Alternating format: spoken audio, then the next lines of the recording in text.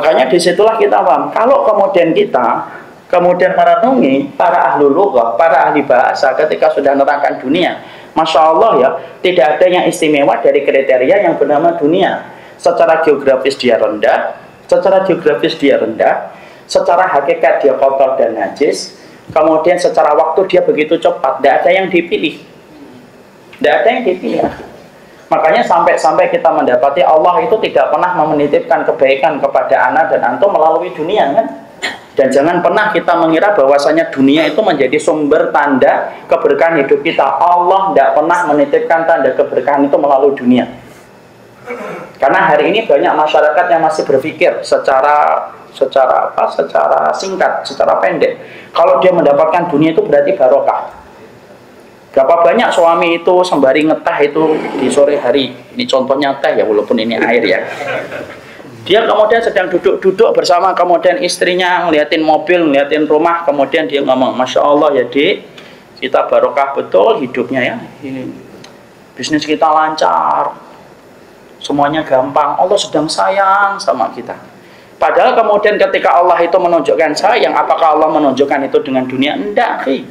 Kalau Allah itu menunjukkan sayang itu dengan dunia, dan dunia itu tanda kesayangan Allah kepada seorang hamba, maaf, kita akan dapati bahwasanya para sahabat adalah orang yang paling top ketika mencari dunia, mengalahkan Romawi dan mengalahkan Persia. Tapi maaf ya, dalam urusan dunia, para sahabat itu kalah dibandingkan Romawi dan Persia ketika mereka memimpin peradaban pada saat itu. Kalau memang kemudian dunia itu adalah tanda keberkahannya, Allah memberikan keberkahan kepada manusia, maaf, berarti orang kafir itu lebih diberkahi daripada anak dan antum. Kalau kemudian dunia itu menjadi tanda keberkahan yang Allah berikan kepada manusia, maaf ya, Bill Gates itu mungkin lebih barokah daripada kita. Dan berapa banyak orang kafir yang fasilitas hidupnya lebih banyak daripada fasilitas hidup kita. Oh, banyak di antara kita, mereka aja sudah kemana-mana pakai jet pribadi. Lah kita pakainya apa? Tiket promo. Itu pun nyarinya di Traveloka aja sudah 2 bulan sebelumnya. Padahal mereka adalah orang yang solih. Makanya Allah tidak pernah menitipkan kebaikan dalam kehidupan itu dengan dunia. Maaf ya, kalau ada di antara antum yang nanti tiba-tiba moncer pencapaian rezekinya dan pencapaian bisnisnya itu betul-betul gampang, jangan buru-buru menepuk dada dan berkata Allah sedang memberkahi saya dan Allah sedang sayang sama saya. Karena berapa banyak orang yang ngomong kayak gitu ketika proyeknya dan ketika kemudian kontraknya banyak, kemudian dia berkata Allah itu sedang sayang banget sama kita. Padahal Allah jelas mengatakan bahwasanya terbalik, Allah tidak pernah menitipkan itu dalam kehidupan kita.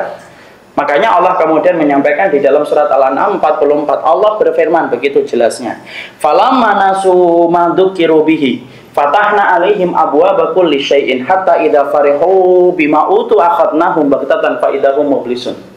Ayat ini penting ikhwan buat anak dan buat antum. Ketika Allah kemudian berfirman dalam surat Al-An'am 44, Allah berfirman begini, falamma nasu, kalau kami dapati ada manusia itu sudah lupa terhadap peringatan yang kami berikan kepada mereka. Jadi kalau ada manusia itu sudah lupa peringatan Allah, maksiat terus, yang haram diterjang terus, yang tidak boleh diterjang terus, betul-betul buta dan tidak peduli dan cuek kepada apa yang ditetapkan oleh Allah. Nasu itu namanya, nasu itu lupa, dari kata nasya yang sah. Kalau kami dapati manusia itu lupa terhadap peringatan yang kami berikan, apa yang Allah sampaikan? Fatahna alaihim abwaaba kulli syai'. Kami tidak mengirimkan azab, tapi Allah justru mengatakan apa? Kami akan membukakan pintu-pintu kesenangan duniawi yang untuk mereka. Loh, lihat. Yang dulunya nggak punya apa-apa, sampai punya apa-apa. Yang dulunya tidak pernah merasakan fasilitas itu, merasakan fasilitas itu. Pokoknya Allah bukakan pintu-pintu dunia untuk dia. Hatta idza farihu bima utu, sampai ketika dia tenggelam dengan semua kenikmatan dunia yang telah Allah berikan, menjadikan pikirannya dan jiwanya itu amnesia total terhadap peringatan yang diberikan oleh Allah, karena merasa dia sudah menggenggam kenikmatan hidup dan dia merasa dia dicintai oleh Allah. Akhadnahum baghtatan, kami ambil nyawanya tiba-tiba, faidahum mublisun, dia kembali kepada Allah dalam keadaan terhenyak ketika dia harus mempertanggungjawabkan setiap inci kenikmatan yang dia dapatkan dengan cara yang haram, dan dia mempertanggungjawabkan dengan 2 kali siksa dalam kehidupan di akhirat. Itu Allah yang firman. Jadi ada orang yang mereka dicintai oleh Allah, ada yang kaya, ada yang tidak kaya. Tapi yang ingin saya garis bawahi, jangan pernah kita mengartikan ketika kita sudah paham dunia itu secara definisi saja tidak ada yang menarik dan tidak ada yang istimewa. Jangan buru-buru kita nepok dada kalau dunia saya dan dunia antum sedang dimudahkan oleh Allah. Kemudian kita menghirup napas dengan begitu dalam dan berkata, Allah ridho sama kita. Dalil